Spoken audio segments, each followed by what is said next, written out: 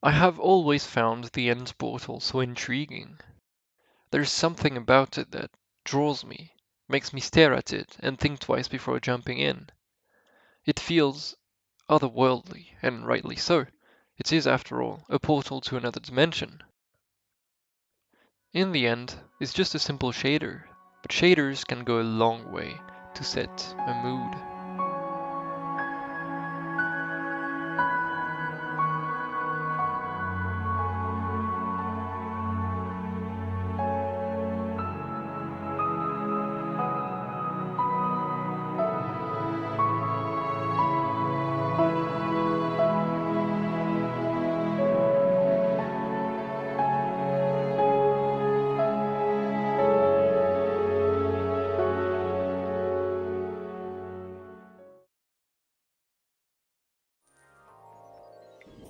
Let's also have a look at Minecraft's 2D cousin, Terraria, and its shimmer.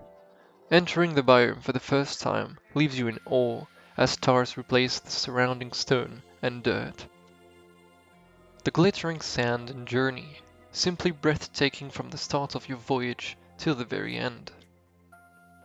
Subnautica's oceans, reflecting the warm sunset onto its surface, hiding the terrors below. Shaders can do so much in games, and I would like to shed a light on it and show some techniques to recreate the end portal. I've been wanting to recreate this mysterious effect for a little while, and today I will share my journey. Different approaches, different shaders, different game engines, and hopefully you'll learn something in the process. And if you're a complete stranger to shaders and technical art, I will do my best to explain and make it worth your time. Put simply, shading defines how surfaces react to light, what color they have, how they're perceived, and how they may behave. They can affect lighting and can also modify rendering in real time. For instance, I made fake clouds with a shader for my game Floodcore.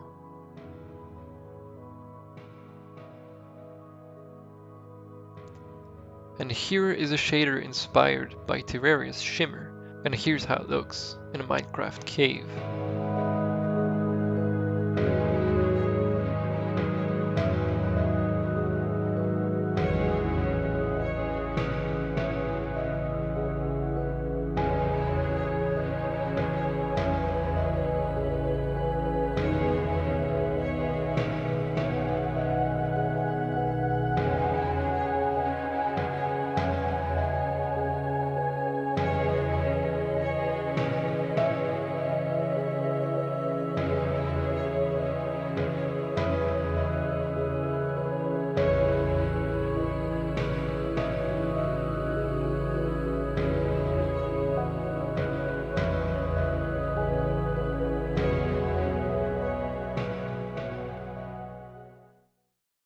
Now that we know shaders are essentially black magic, let us return to our endeavor and recreate the end portal.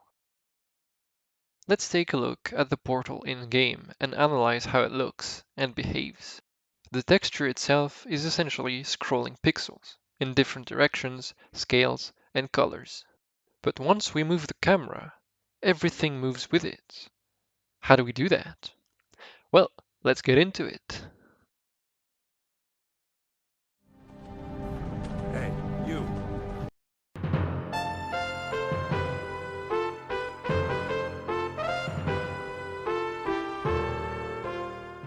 I won't go into details, but a cube map essentially functions as a 360 degrees image, which is often used for skyboxes. Which is exactly what I did, and now we have a portal to space.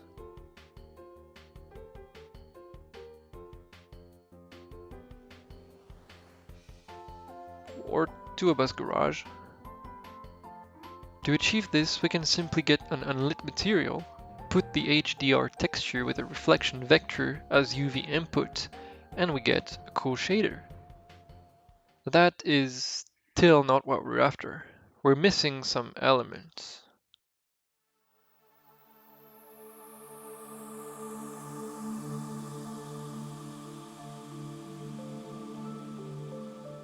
So I simply added scrolling textures with fake depth onto the cube map shader, and we get this.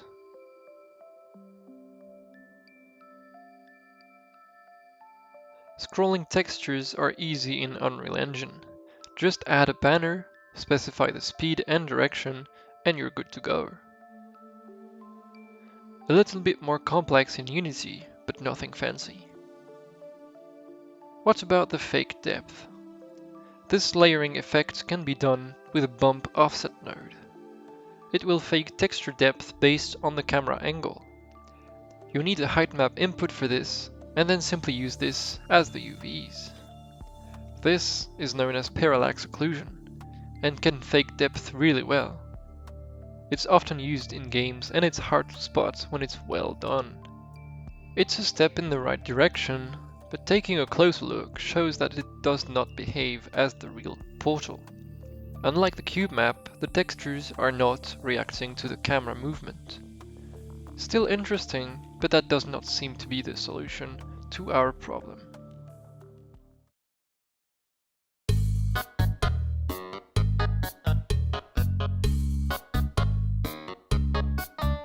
At this point, I still thought cube maps were a lead. If we can get the fake space with a cube map, why not do it with the additional textures? And now it's starting to look like a portal to another dimension. But comparing it to the reference, it's still not the same effect. Yes, you can see the animated textures react to the camera movement, but not in the same way as in Minecraft. How is this effect done? Well, why not use the exact same UVs as the cube map, but for the textures? One problem is that we can see the shape of the sphere with the textures. Furthermore, you can see the stretching on the sides as you get closer to the portal, which is due to the UVs and the reflection vector, which is not meant to be used for vector 2 coordinates. We made something potentially cool, but it's still not the actual portal shader. So what now? How do we proceed? Wait, I know. So if the depth is not faked with a cube map, then surely...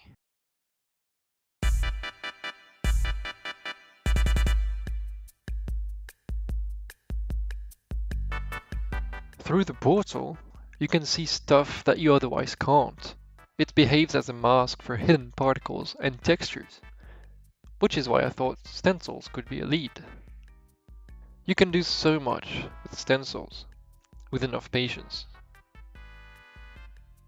Here was a basic attempt at using this technique, but I quickly realized it would not be viable, both for visual fidelity and performance. Stencils are amazing for shader magic, but this was not the right use case, unfortunately.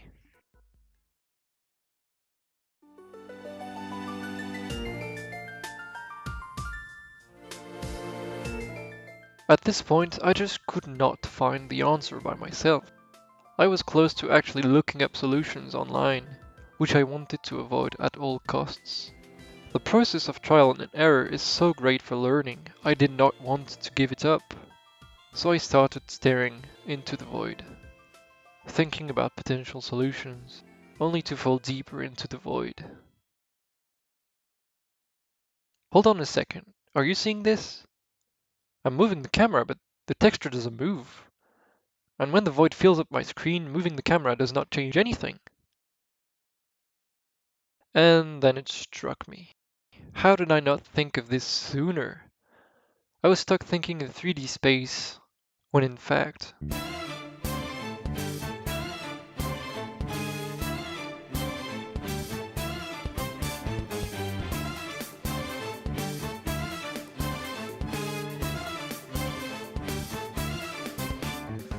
The solution was just screen space UVs.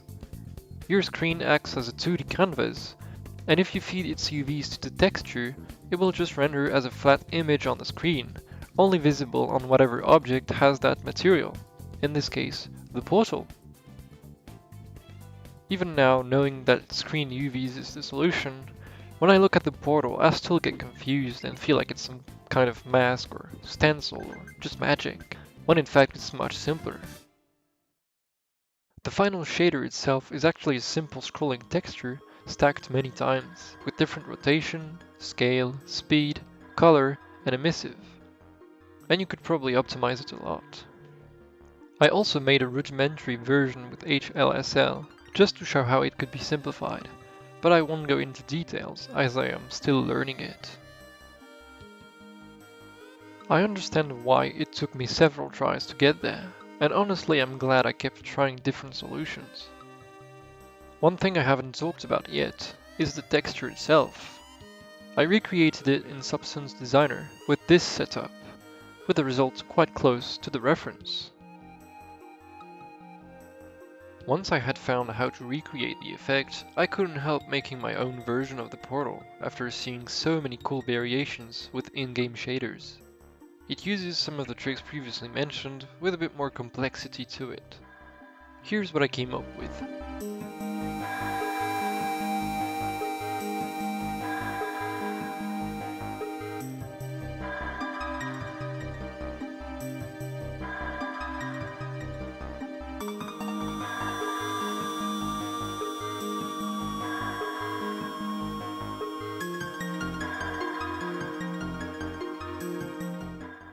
It's just a fun draft, but you can get pretty far with just scrolling textures, cube maps, and UV tricks.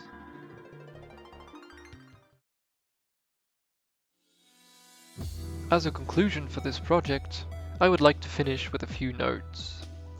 First and foremost, analyzing references is absolutely essential, and I did not spend enough time studying the original portal. That being said, in my opinion, trial and error is the best way to learn. Just by experimenting and trying new things, you'll learn passively and actually register all the knowledge, unlike if you just blindly follow a tutorial. Which is also why this video is not a tutorial. It's not always about the end result. Yes, if you are making art or a game, the end product is what really matters. But when you're learning or just experimenting, I believe the journey is more valuable than the finished product itself. If I had looked up the solution directly, I wouldn't have made any of these shaders, and would not have learned much. If the few cinematic shots and shaders made you feel something, whatever it may be, or if you learned something, this video will have served its purpose. Congratulations for making it this far. The shaders are now waiting for you. Or the Ender Dragon. Either way, thank you, and have a good one.